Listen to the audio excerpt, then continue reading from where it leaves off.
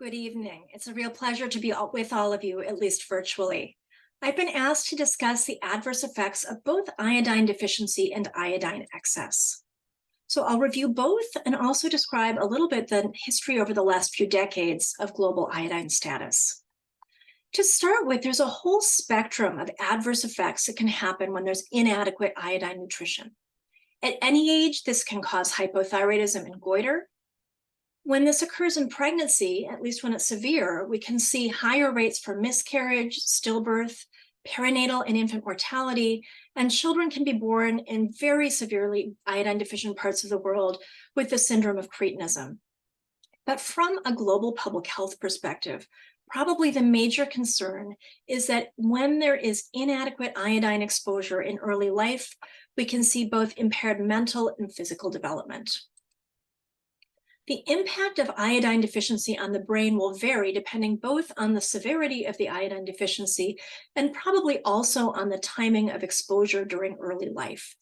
But we know today that low iodine intakes in pregnant women and in young children can result in decreases in child IQ, particularly probably verbal IQ, because there's something important about thyroid hormone and therefore about iodine nutrition about development of language centers in the brain. In addition, we can see deficits in hearing in iodine deficiency because thyroid hormone is needed for that normal development. And we can also see neurobehavioral consequences like attention deficit hyperactivity disorder and possibly also autism spectrum disorder.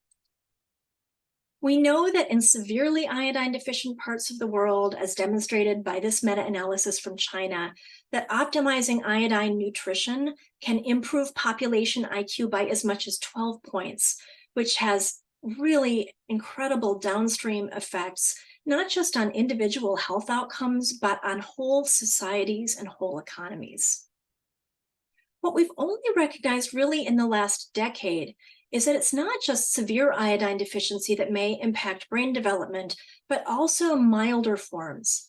This is what's now really a classic cohort study from the UK, where they looked at maternal urinary iodine concentrations in pregnancy in association with child IQ measured at the age of 9 years.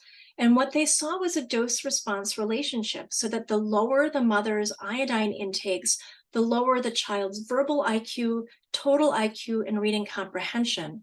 And what was really novel about this was that we saw that this didn't just occur with very low iodine intakes, but seemed to be occurring with iodine intakes that were only slightly inadequate. This is a similar cohort study looking again at maternal iodine intakes in pregnancy, here in relation to the likelihood of impaired language skills at 3 years of age in a population of 33,000 mother-child pairs.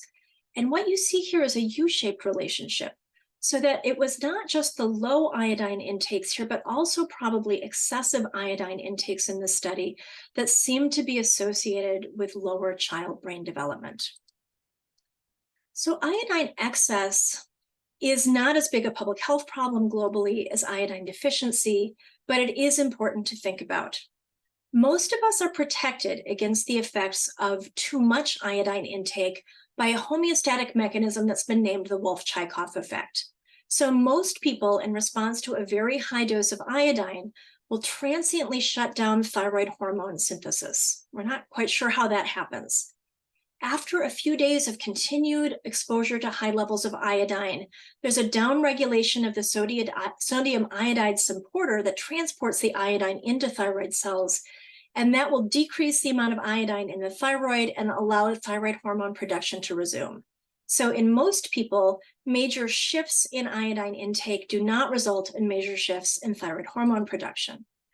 But unfortunately, this homeostatic mechanism doesn't work in everybody. So in people with maybe underlying mild hyperthyroidism, or especially in people with goiter that has nodules that have developed autonomy, which is fairly common in parts of the world that are historically iodine deficient, there may be a failure of that acute Wolff-Chaikoff effect, so that in response to a high dose of iodine, people become hyperthyroid, sometimes known as the Yod-Beizadow reaction. The flip side is where thyroid hormone production shuts down appropriately in response to high iodine intakes, but there's a failure of the escape mechanism so that thyroid hormone production doesn't resume. So this causes iodine-induced hypothyroidism. We think this is more frequent in people with underlying thyroid compromise, for example, due to autoimmune thyroid disease, but it also probably is more frequent in the fetus, because we know that the ability to fully escape this acute Wolff-Chaikoff effect does not mature until about 36 weeks gestation, so almost the end of pregnancy. And therefore, what you can see potentially is a pregnant woman who gets a high dose of iodine. She herself may be able to maintain euthyroidism, but the fetus can become selectively hypothyroid.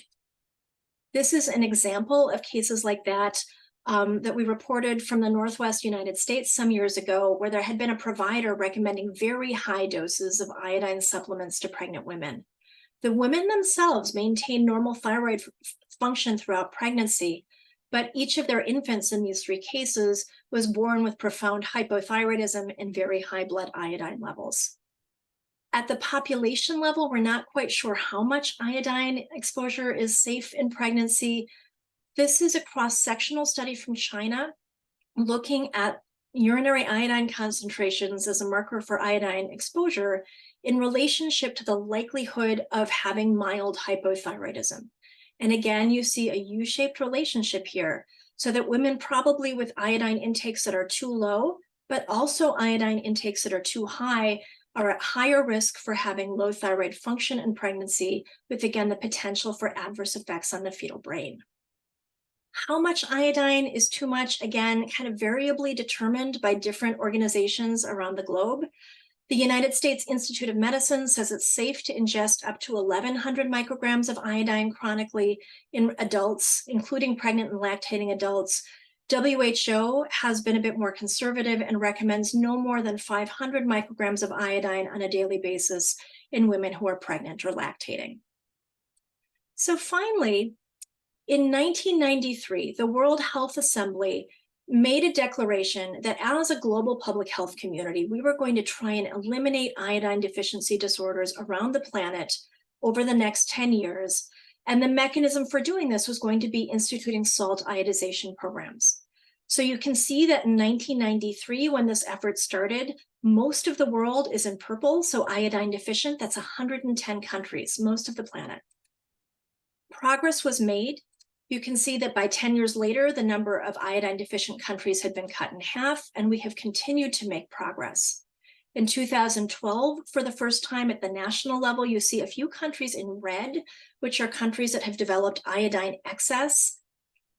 And most recently in 2022, we are down to only 21 countries around the planet that are considered to be iodine deficient, and a handful of countries, including Colombia, where at the national level, we think there's currently iodine excess. This effort of salt iodization, in 2019, we did some economic studies and some calculations and concluded that salt iodization programs around the globe had reduced the global prevalence of clinically apparent iodine deficiency disorders very substantially, probably had prevented 720 million cases, which translates into over 20 million newborns protected every year, which in turn translates into a global economic benefit of about $33 billion. So a huge public health success story, but ongoing work is still needed. We know that iodine deficiency can cause adverse health defects across the whole lifespan. And even in 2023, we think it remains the world's leading preventable cause of intellectual impairment. On the other hand, iodine excess can cause hypothyroidism and goiter, and we think pregnant women and young children are particularly vulnerable to the effects both of too little and too much iodine exposure. And while salt iodization has dramatically decreased the prevalence of iodine deficiency around the world, ongoing monitoring of salt iodine content and population iodine status to avoid excessive exposures is critical. With that, I thank you for your attention.